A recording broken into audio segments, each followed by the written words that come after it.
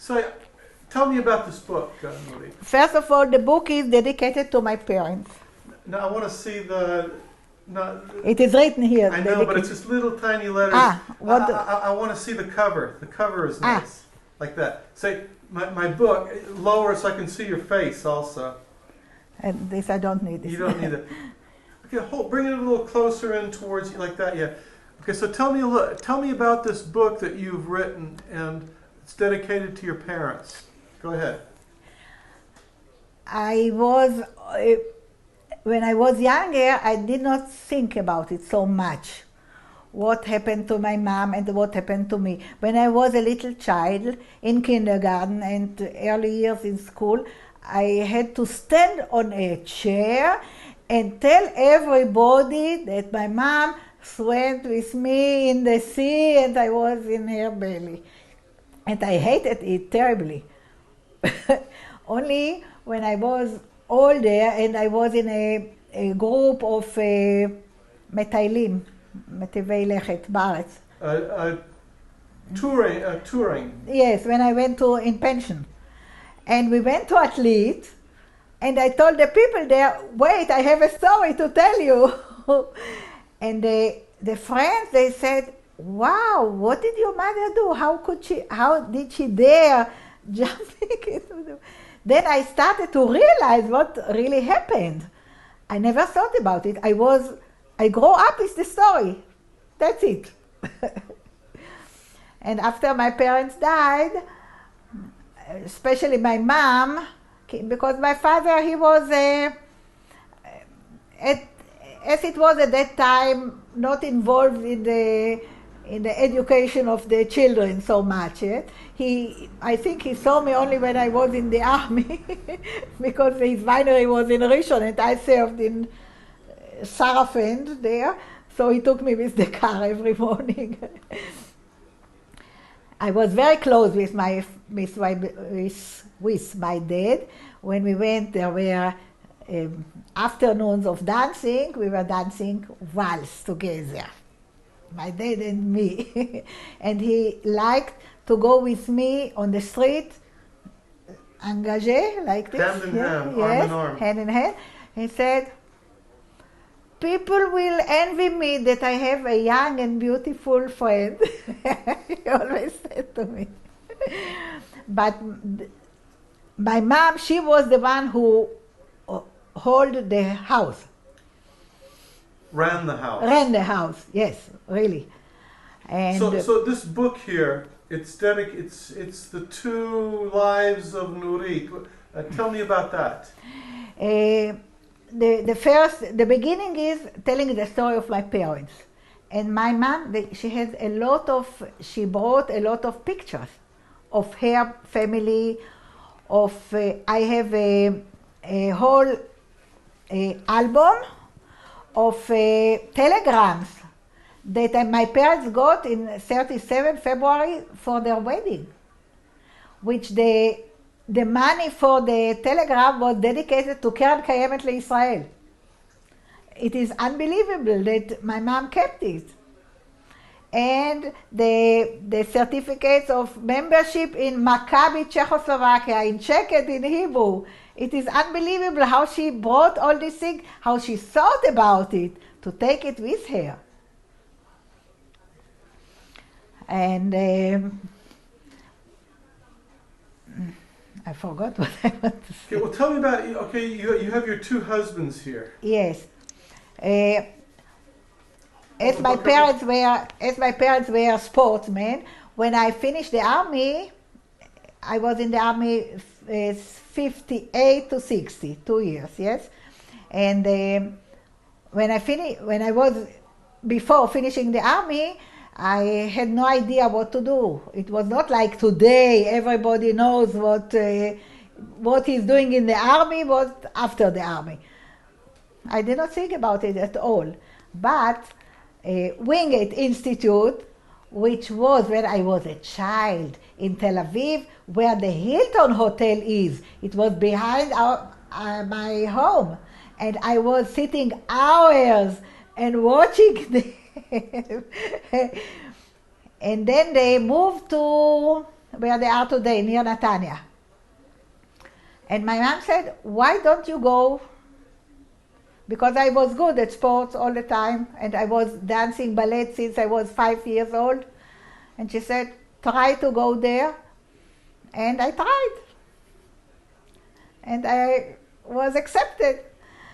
And I learned there 2 years. And in these 2 years, at that time there was not a difference between religious people, not religious people. Everybody learned there. But a few religious students were more close. So I met my first husband there. He was a wonderful sportsman. He was a beautiful man with big blue eyes, and he lived in Netanya. But he was older, and he finished his studies, and he came back to help me for the exams. I stayed in the afternoon because you can't start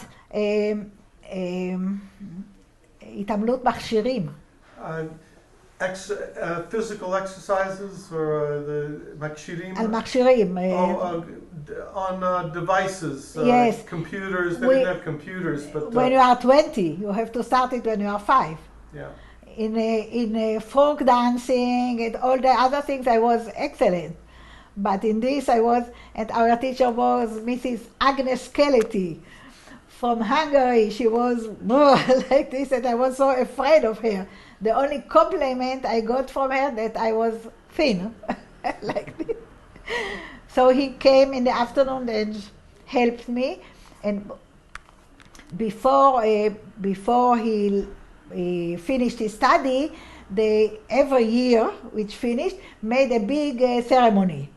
And I invited my parents. It was allowed, and he was an expert on the metach. High power lines. Yes. And when he was, I told my mom, you see this one? I'm going to marry him.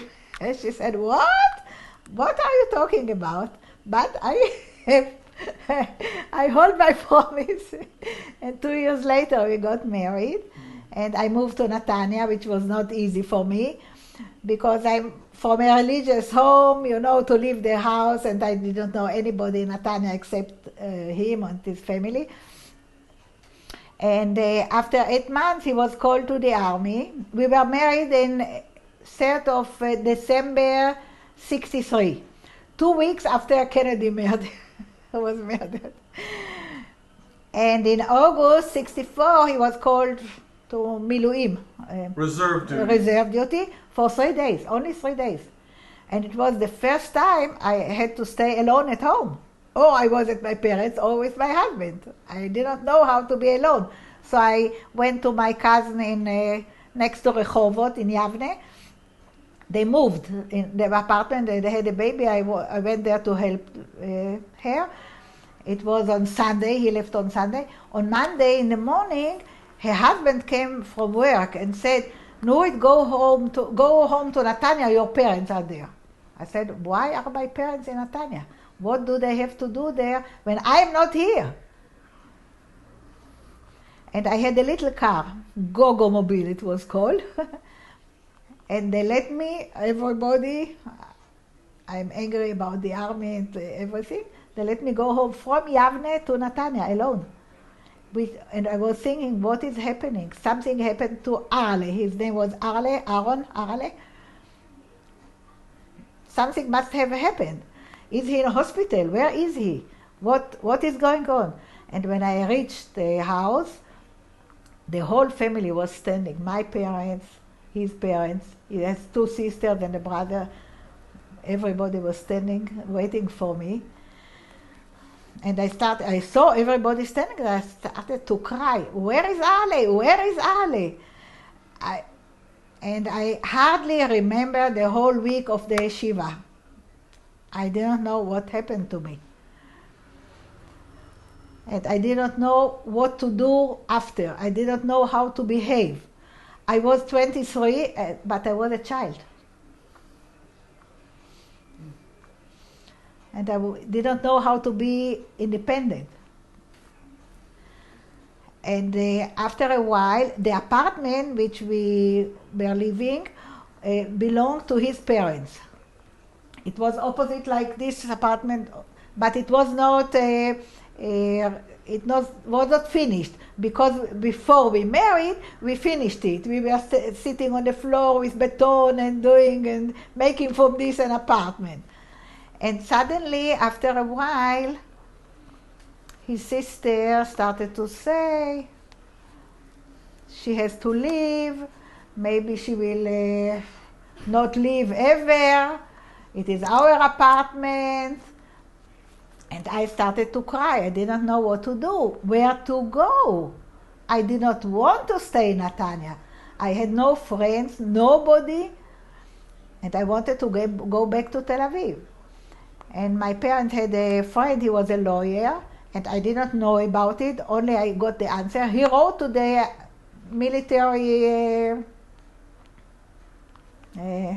authorities, yes.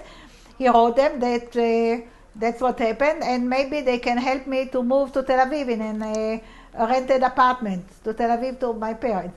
And the letter I got back was, I learned it by heart in Hebrew, because she is under 25 and she does not have children, she is not, we don't see why she needs help. If we will help her, she will stay in a depression and don't go to work. That was the answer. But I didn't know what to do. I didn't want to stay in Netanya. I wanted to go home to Tel Aviv, back to Tel Aviv. Shalom. Shalom.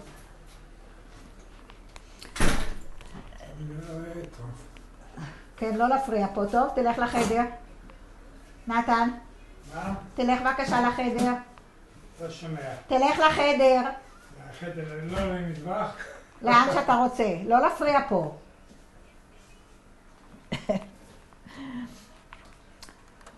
And my parents, it was my luck that I had parents. They said, why are you worried? Come back home. So I went back home to live in one room with my sister and my brother, my younger sister and brother. It was not easy at all, and all my furniture, my clothing, everything was in the apartment in Netanya. But I have to say that the Ministry of Education, the חינוך גופני, physical training, the apartment of physical, they were something. Everybody knew my husband, he was a sportsman and he was known. It was a small community, yes, and they סידרו לי עבודה. They arranged work for me. More work for me so that I can support myself. So I went to my parents and I lived there till my parents came one day home. And it was not easy. I was crying at night. I was doing them the hell.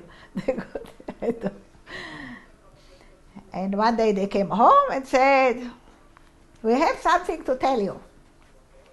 Okay, tell me, what do you want? The יוצאי Czechoslovakia. The people who came from Czechoslovakia, the Yes, representatives. everybody knew everybody. נתן, מה אתה עושה שם? סורי. זה בסדר, זה לא מפריע. נתן. הוא מכין אוכל. לא, הוא לא בחינוך.